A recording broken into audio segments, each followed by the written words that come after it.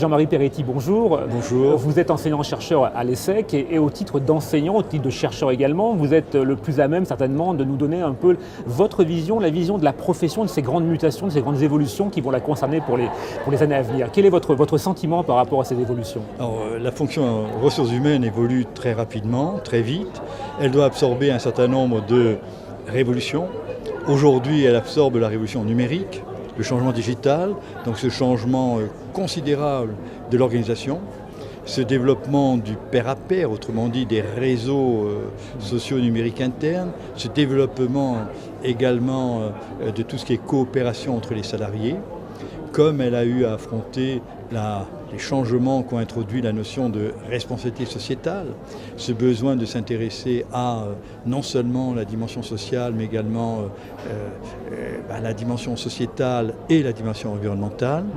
Et puis aujourd'hui, la fonction RH est également directement concernée par la transformation même du management.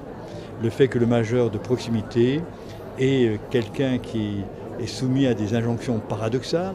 C'est quelqu'un qui voit se transformer ses objectifs, sa fonction, et qui a besoin d'une fonction RH qui soit vraiment en appui, qui soit capable de l'aider à assumer pleinement ses responsabilités.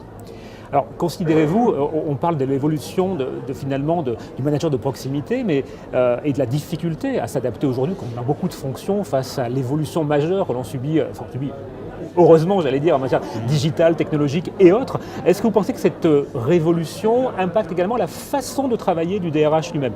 Il doit accompagner des fonctions qui, elles, sont en évolution, mais son métier à lui-même également, doit-il évoluer, doit-il se comporter différemment? A-t-il un profil finalement nouveau, même chez les DRH, qui sont eux-mêmes concernés par l'arrivée des générations Y, qui ont peut-être des comportements différents dans la fonction même de perception du RH? Les compétences, oui. Les compétences de demain du DRH sont des compétences qui se sont très élargi. Oui.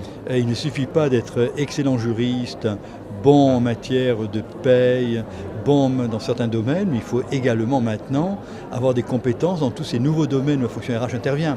Oui. Le bien-être et la santé au travail, domaine majeur. Il faut donc que le DRH soit capable de mettre en place une politique santé au travail, une politique sécurité. Le DRH, de plus en plus, est concerné par le business même de l'organisation. Il doit être un business partner, il doit être capable de comprendre le métier de l'entreprise et de contribuer au fait que l'entreprise soit davantage compétitive. Ce qui veut dire qu'il doit être lui aussi un gestionnaire, il doit être capable de comprendre la stratégie de développement de l'organisation. Enfin, de plus en plus, il doit être capable de comprendre les changements qui sont nécessaires. Autrement dit, être capable de mettre en œuvre dans l'entreprise les changements qu'impose l'évolution du contexte. Oui. Vous avez évoqué le changement numérique, c'est un des changements fondamentaux. Comment finalement le changement digital bouleverse les métiers de l'entreprise. Et toutes les entreprises sont impactées. Toutes les entreprises voient se renouveler leur business model avec le digital et ça entraîne des changements de métiers dans l'organisation, des changements de compétences. Et il faut donc accompagner, favoriser, stimuler. Et puis il y a un problème majeur aujourd'hui, c'est que l'entreprise elle doit innover de façon forte, permanente. Il faut donc que la fonction RH soit capable de développer les comportements innovants, innovateurs, créatifs de l'ensemble des salariés. Et ça aussi, ça passe par un travail important pour mettre en œuvre ce qui permet de favoriser ces comportements.